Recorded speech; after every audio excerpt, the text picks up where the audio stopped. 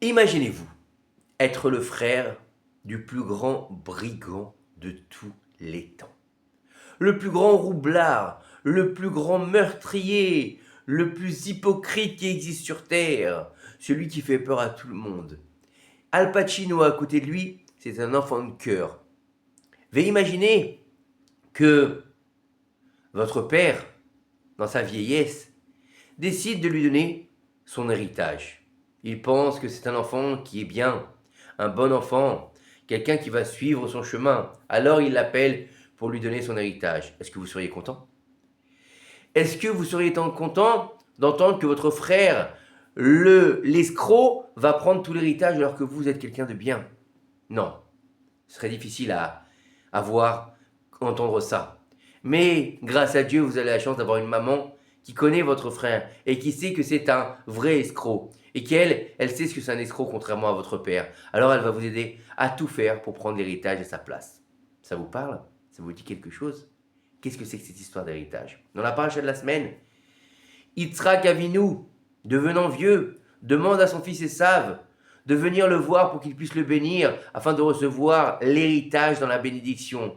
Et bien sûr, il pense que son fils est un tzaddik alors que lui c'est le plus grand escroc de tous les temps, c'est le plus grand meurtrier de tous les temps. C'est un homme des champs, c'est un guerrier, c'est un chasseur qui aime aller faire tout ce qui est interdit aux yeux de la Torah. D'accord? Il va se gaver quand son frère Yaakov va lui dire donne-moi ton droit d'aînesse. Il va dire qu'est-ce que je m'en fous de ton droit d'aînesse? Donne-moi à manger, c'est tout ce qui m'intéresse. Moi, c'est mon ventre qui m'intéresse. La spiritualité, c'est pour vous les religieux, pas pour moi. Alors, son père va l'appeler pour lui donner la bénédiction parce qu'il pense que c'est un sadique. Pourquoi? Parce qu'Esav, il va aller le voir, il va dire papa, comment est-ce qu'on prélève la dîme sur le sel et sur la paille? Alors qu'on sait très bien qu'on ne prélève pas la dîme sur le sel et sur la paille. Mais alors il dit waouh, que sadique, quand même, mon fils. Il n'a pas l'obligation de prélever la dîme sur la paille et sur le sel, il le fait quand même. Oh là là là là, celui-là, ça doit être le plus grand gadol adore. Non, il lui raconte n'importe quoi. Alors que Rivka, elle sait que son fils, c'est un escroc. Et elle veut pas que les bénédictions lui échouent. Comment elle sait que c'est un escroc? Eh ben, il faut savoir que Yitzhak Avinu, il a grandi dans la maison d'Abraham Avinu. C'est un saint fils de saint, il a grandi dans une ambiance sainte, une ambiance bisounours, une ambiance où tout est beau, tout est Torah, tout est yeshiva, on sort pas de là, donc on est tous des saints. Alors que Rivka, elle a grandi avec deux escrocs aussi pourris que Esav, Lavan et Bethuel. Elle sait ce que c'est l'escroquerie, elle sait ce que c'est les brigands, elle sait ce que c'est les gens qui sont des menteurs. Alors que Yitzhak, lui, ne le sait pas. Alors elle sait que Esav, son fils, il n'est pas en mesure de recevoir les bénédictions, que c'est Yaakov qui doit les recevoir. Alors elle va aller voir faire tout un stratagème pour pouvoir que Yaakov reçoive les bénédictions de son père Yitzhak. Elle va le déguiser en son frère, elle va lui faire des bons plats et elle va lui dire tu vas y aller mon fils. Il va dire mais maman, comment tu veux que j'aille? Tu te rends compte si mon père il découvre que je suis Yaakov et que je ne suis pas Esav, il va me maudire au lieu de me bénir. Alors sa mère va dire quelque chose d'assez hallucinant. Elle va dire ne t'inquiète pas mon fils, si il te maudit la malédiction sur moi.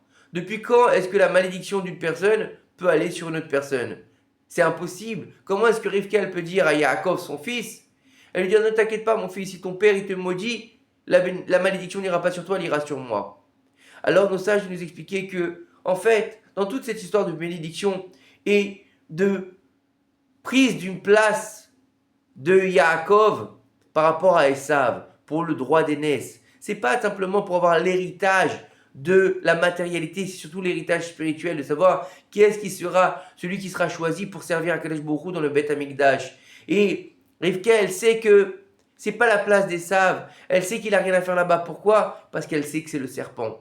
Donc il va se rejouer maintenant la même histoire qu'avec Adam et Ève. Il va se rejouer cette histoire où on va devoir retrouver les protagonistes qui s'appellent Adam, qui sera Yaakov, Chava, qui sera Rivka, et le serpent qui s'appelle Esav. On va devoir rejouer cette fameuse scène à tel point que Yitzhak, il dira à son fils quand il va rentrer dans la tente, il dit il y a une odeur particulière ici, c'est l'odeur du Gan Eden. C'est quoi l'odeur du Gan Eden?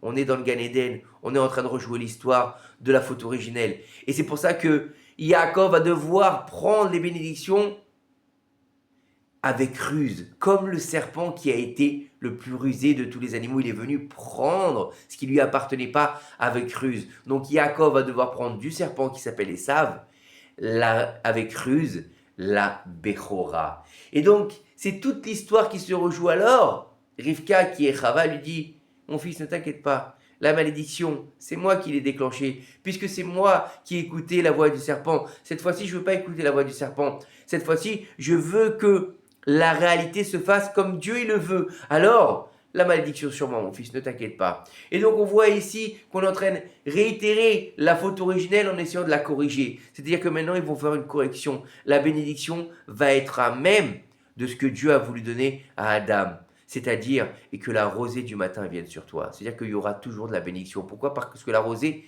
contrairement aux pluies, elle descend tout le temps. La rosée, c'est pas quand il fait beau ou quand il fait mauvais. La rosée, elle est là tout le temps à venir arroser la terre, pas arroser comme une pluie. Elle vient générer une bonne eau sur la pluie, quelque chose de doux, quelque chose de frais, qui va donner de la vitalité à la terre. Donc ça s'appelle une grande bénédiction, la rosée, comme on dit la rosée du matin.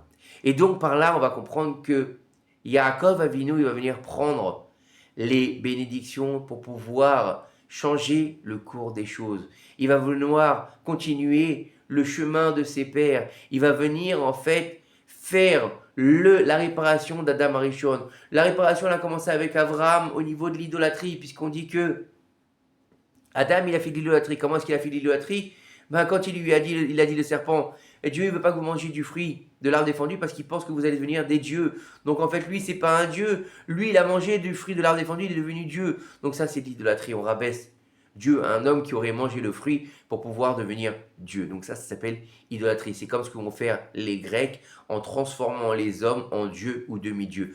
Ensuite, on va avoir le meurtre. Comment le meurtre? Eh bien, à partir du moment où ils ont mangé du Etz Hadat Tov Vara, qu'est-ce qui s'est passé? Eh bien, le monde est devenu mortel. Alors, s'il est devenu mortel, il faut réparer la mort. Par quoi? Par le fait de donner son âme à Kadosh Baruch Hu pour réparer la mort. C'est ce qu'a fait Yitzhak Avinu en montant sur l'autel du sacrifice pendant ce qu'on appelle la Akedat Yitzhak. Alors ça, c'est Abraham, Yitzhak et Yaakov. Yaakov va réparer la débauche. Il va réparer la débauche en se mariant avec 4 femmes pour pouvoir réparer la faute de la débauche par rapport au serpent qui a désiré Chava.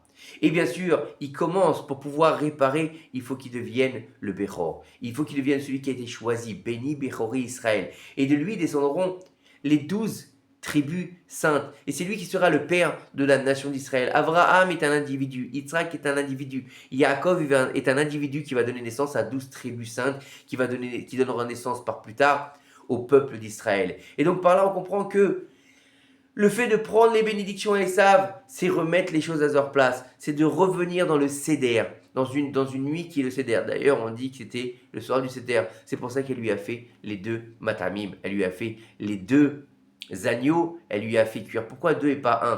Quand il a besoin de manger 2 agneaux, il traque tant que ça, il est gourmand. Non, un qui s'appelle Korban Pessah et l'autre qui s'appelle Korban Chagiga. En fait, toutes ces choses qu'on voit dans la Torah, toutes ces choses qu'on lit, toutes ces choses qu'on apprend, ne sont pas simplement des histoires, bien au contraire. Celui qui lit la Torah comme une histoire, il perd tout. C'est simplement le vêtement de la Torah, tout ça. Et le vêtement pour nous laisser comprendre et laisser approcher des choses qui nous dépassent, comme les patriarches. Ce n'est pas simplement des hommes, des femmes. Ce sont des gens qui représentent les sphères célestes sur terre. Et donc, notre devoir, c'est de comprendre exactement le cheminement de nos pères et pour dire quand est-ce que mes actes arriveront aux actes de mes pères et de mes mères. Que ces quelques paroles de Torah nous aident à faire venir le Mashiach Bimera Benu. Amen. Kinei Ratzon. Shabbat Shalom Mevorach.